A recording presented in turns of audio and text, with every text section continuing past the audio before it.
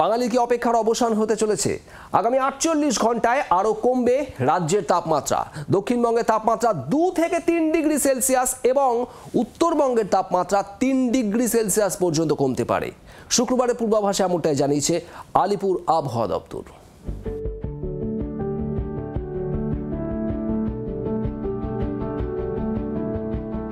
গত কয়েক মাস ধরে গরম বৃষ্টিতে অতিষ্ঠ হয়ে উঠেছিল বাঙালি। হেমন্ত পড়তেই শুরু হয়ে গিয়েছিল বাতাস শীতল হওয়ার অপেক্ষার দিন গোনা। শুক্রবার আলিপুর আবহাওয়া দপ্তর জানিয়ে দিল, সেই অপেক্ষার শেষ হতে চলেছে। আরও হিমেল হতে চলেছে হেমন্তের বাতাস। গত ২৪ ঘন্টায় অল্প কিছু কমেছে রাজ্যের তাপমাত্রা, তবে এখন থেকে অব্যাহত থাকবে পারদ পতন। অক্ষরে অক্ষরে মিলে গেল আলিপুর আবহাওয়া দপ্তরের পূর্বাভাস। আলিপুর আবহাওয়া দপ্তর জানিয়েছিল নভেম্বরের ১৫ তারিখ থেকেই একটু একটু করে নামতে শুরু করবে পারদ। আগামী সোমবার থেকে আরও বেশ কিছুটা উল্লেখযোগ্য পারদ পতন। পশ্চিমের জেলায় ইতিমধ্যেই তাপমাত্রা কোথাও ১৬, কোথাও ১৭। তাপমাত্রার খুব একটা এখন আর বাড়বে না, মোটামুটি কমারই টেন্ডেন্সি রয়েছে এখন। শুক্রবারের পূর্বাভাসে আলিপুর আবহাওয়া দপ্তর জানিয়েছে আরও এক সপ্তাহ শুষ্ক আবহাওয়া থাকবে। আগামী কয়েকদিন উত্তরে বিহার ও দক্ষিণে ঝাড়খণ্ড লাগোয়া জেলায় ভোরে কুয়াশার প্রভাব থাকবে। মরশুমের প্রথম শীতের পরশ পেল কলকাতা। আগামী অন্তত ৭ থেকে ১০ দিন পরিমণ্ডলে কোনো সিস্টেম নেই, অতএব শীতের আমেজ একটু একটু করে বাড়বে গোটা বঙ্গে।